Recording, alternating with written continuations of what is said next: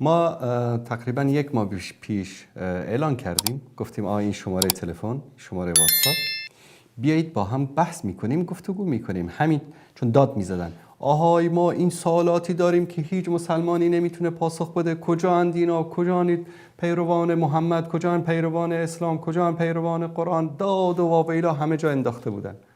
بسم الله، این شماره واتساپ ما که نداریم شماره یا شما، این شماره واتساپ، تماس بگیرید، هماهنگی بکنید، با هم یک گفتگوی دوستانه می داشته باشیم، مثل دو تا انسان مدنی به قول معروف با هم دیگه صحبت میکنیم. شبهاتتو مطرح بکن، پاسخ بشنو. همینطور، نه اینکه به اصطلاح ادعای مناظره ما نکردیم، بحث و گفتگو میکنیم. مناظرشان حیثیت مناظره رو اینا ندارن که بریم در کانال اینها، در برنامه اینها با اینا مناظره بکنیم و هر موقعی که خواستن صدا رو قطع بکنن، خودشون نیم ساعت صحبت بکنن، ما رو بذارن 5 دقیقه. نه، بیایید وقت رو تقسیم میکنیم. اصلا وقت رو تقسیم نمیکنیم، چون این قضیه تقسیم وقت من بهش اعتقاد ندارم حقیقتا. بیایید شما شبهتون رو در نیم ساعت هم میخوای مطرح بکن و من شاید در 5 دقیقه، شاید در 10 دقیقه، شاید هم در نیم ساعت شبهه تو رو پاسخ دادم. بسی که امروز همین کلیپ هایی رو که صحبت هایی رو که کرد، کلیپشو گذاشتم، پاسخ دادم. بیایید این دوستانه صحبت میکنیم، چون قضیه بحث با شیعه، بحث با اینها، گفتگو مناظراتی که به شکل منظم 2 دقیقه 2 دقیقه 3 دقیقه 3 دقیقه باشه، اگر دیده باشید معنایی نداره. چرا؟ شما به عنوان یک مسلمان با صداقت، با امانتداری، مقید با موضوع برنامه میایید شرکت میکنید. ایشون 3 دقیقه وقت میگیره، در 3 دقیقه 6 دانه شبهه مطرح میکنه که هر کدومش نیم ساعت نیاز به پاسخ داره. بعد نوبت شما که میشه، شما میمونید که موضوع برنامه بود مثلا تناقضات قرآن. آقا این اومد مثلا سن حضرت عایشه رو مطرح کرد، این اومد نمیدونم قضیه صفین رو مطرح کرد، این اومد قضیه شتر رو مطرح کرد، این اومد قضیه خوک رو مطرح کرد. حالا کدوم یکیشو جواب بدی؟ نه دوست عزیز، بیا دوستانه صحبت میکنیم، قضاوت رو میگذاریم به بینندگان. هر کسی ظلم کرد، هر کسی قطع کرد، هر کسی فحش داد، هر کسی توهین کرد، هر کسی حق طرف مقابل رو ضایع کرد، قضاوت بر عهده بینندگان. ما این پیشنهاد رو کردیم 1 ماه پیش. شمارمون هم که واضح است، الانم زیرنویس شده، همه دوستان میدونن. شبکه نورم دیگه اولین شبکه اهل سنت در فارسی زبان در دنیا هست. این شبکه مجهولی نیست. آقا ایشون جوابشو نگاه کن. یکی از کسانی که رفته در برنامه ایشون گفته که خب اونا اعلان کردن آماده گفتگو هستن با شما، شمارهشون هم براتون فرستادیم، چرا با اونها مناظره نمی کنید، صحبت نمی کنید؟ ببینید که قبلا همین آدم داد میزد کجان، بیان با ما بحث کنن، با ما گفتگو کنن. الان چی میگه؟ گوش کنید با هم. همون نمبر تلفن که ما برای بویا روان کردیم، اونمون نمبر تلفن بگیر زنگ بزن، چون 3 تا تلویزیون نور است که اشتباه روان نکرده باشین شما. من زنگ نمیزنم، شما چرا متوجه نمیشید؟ من قربان سرت شما، یک بار نیت مرا گوش کن. مسئول بخش تعیین مناظره ها را ما داریم که من کوش هیچ نقشی در اون قسمت ندارم. ما فقط برای من میآید اون مسئول بگه که ما قرارداد ما اینی تاپیک، اینی تاریخ، اینی موضوع مناظره، اینی شروط مناظره، اینی هم امضای طرف. ما اون را دیده خودم مناظره آماده میکنم. ما از واتساپ شخصی و هیچ کس زنگ نمیزنم. گو سالکی گفته تو از واتساپ شخصی زنگ بزن. همون کسی که تعیین مناظراتتون میکنه همون طرف تماس بگیره. دا گز و دا میدان به قول افغانها. بفرمایید. 3 شنبه هفته آینده ما 2 ساعت برنامه داریم. آقا بیاد در این 2 ساعت تا از اول برنامه تا آخر برنامه مثل 2 تا آدم با هم دیگه حرف میزنیم. شبهه مطرح کن، پاسخ بشنو. شبهه مطرح کن، پاسخ بشنو. شاید چرا من میگم تقسیم مساویانه، شاید تو شبهت رو در 1 ساعت مطرح بکنی، مطرح کن. جواب من شاید در 5 دقیقه باشه، یا شبهه تو در 2 دقیقه مطرح بشه، جواب من شاید نیاز به 10 دقیقه داشته باشه. 1 سوال تو بکن، 1 سوال من میکنم. مردانه میریم جلو. بفرمایید. والا من به کسی زنگ نمیزنم، میگم که کسی اصلا تو کی هستی؟ تو به اندازه لنگ کفش ما ارزش نداره که ما بخوایم تو به ما زنگ بزنیم، ما با تو زنگ بزنیم. ما با هم مسئول مناظرتون رو بگو، ما شما رو اعلان کردیم. بفرمایید. والله به خاطر اینم نیست که ما ارزشی برای اینا قائل بشیم. شبهاتشون به اندازه احمقانه هست که الان حدود 1 ماه هست که من در هر برنامه آروم سکه دارم شبهات اینا رو نشون میدم. شما رو به خدا، کسانی که عقل دارن، شعور، اصلا مسلمان نباشید، عقل و شعور داشته باشید، این شبهاتی که مطرح میکنم و جوابهایی که ما دادیم، اینا حیثیت اینو دارن کسی اینو بشینه به اینا وقت بگذاره به اینا.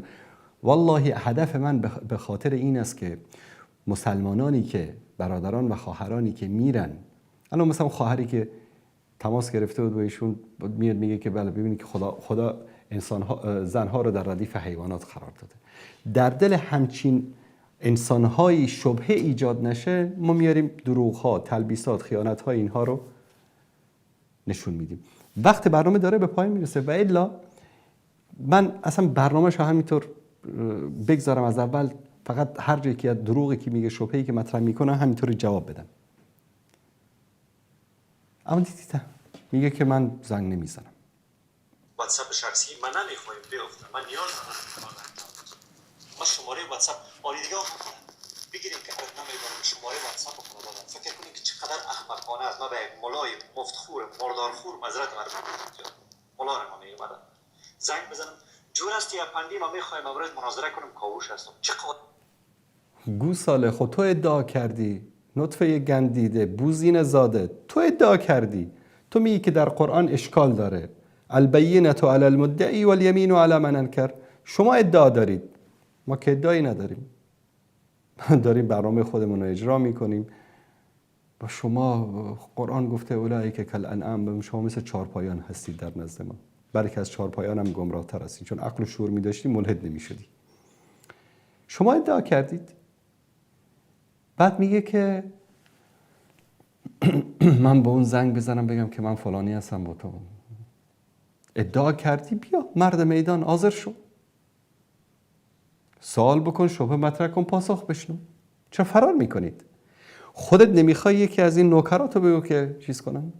مشکل نیست، هماهنگی بکنن. همین هفته آینده بسم الله حاضر و آماده ایم. مرد هستید، به اندازه سر سوزن علم دارید، بیایید. والله از علم میگی، از جیولوژی میگی، از فیزیک میگی، از کیمیا میگی، از کیهان شناسی میگی، از طب میگی، از هر چیزی که میگی باید بحث میکنم.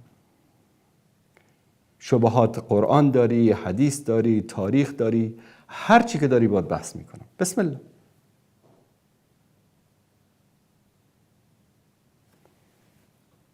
آدم لوده معلوم میشه. لوده هستید. آدم باید یک امو کپسیتی خودش را کپسیتی میگن، ظرفیت خودش را نگاه کنه. ما چی کار است با مولا زنگ بزنم؟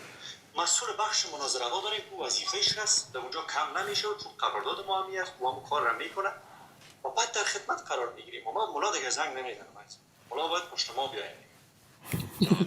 درست است. من پیام گرفتم برش میرسانم و خدا کنه که ما باز بتونم که برات پیام خود روان. من پدر سوخته از تو در بیارم تا سیر و پیازت رو در اینجا در آن روی سکه، همون بلایی رو که سر قزوینی آورده بودیم سرتو نیارم، بلت کن نیستم. بعد از این آن روی سکه ملحدین است.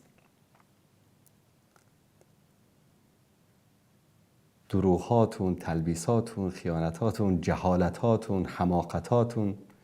حالا یک کلیپی داریم، امشب فرصت نشد، برای بحث خیلی جالبی داشتیم در مورد با یک بیننده صحبت میکنه، میگه که چون در قرآن کریم الله سبحانه و تعالی میگه که ما آهن رو بر زمین نازل کردیم، یک کلیپی هست از این احمق بیشور. کاش که اینها یعنی علم داشته باشن. یعنی بعضی ملحدین هستن واقعا علم دارن، یعنی از فیزیک میفهمه، از کیمیا میفهمه، حالا خداوند مثلا شاید نور ایمان رو در دلش جا نداده، اما واقعا علم داره. این احمق بیشور میگه چی میگه؟ میگه که یک پاره آهنی بوده که از خورشید جدا شده، زمین اومده، بعد این به اصطلاح هسته زمین از آهن است. یعنی از نگاه علمی، از نگاه علم فیزیک و کیهان شناسی، آنقدر این حرف احمقانه‌ای هست، آنقدر حرف احمقانه‌ای است که کسی 2 روز یک کتاب‌های ابتدایی کیهان شناسی رو مطالعه کرده باشه، شنیده باشه، میخنده به اینها. اما 4 تا لاده و احمق اومدن در لایفش میشینن به به چهچه میگن، لذت میبرن. مشکل در این شخص نیست، مشکل در اون کسایی است که متوجه حماقت و جهالت این نیستن.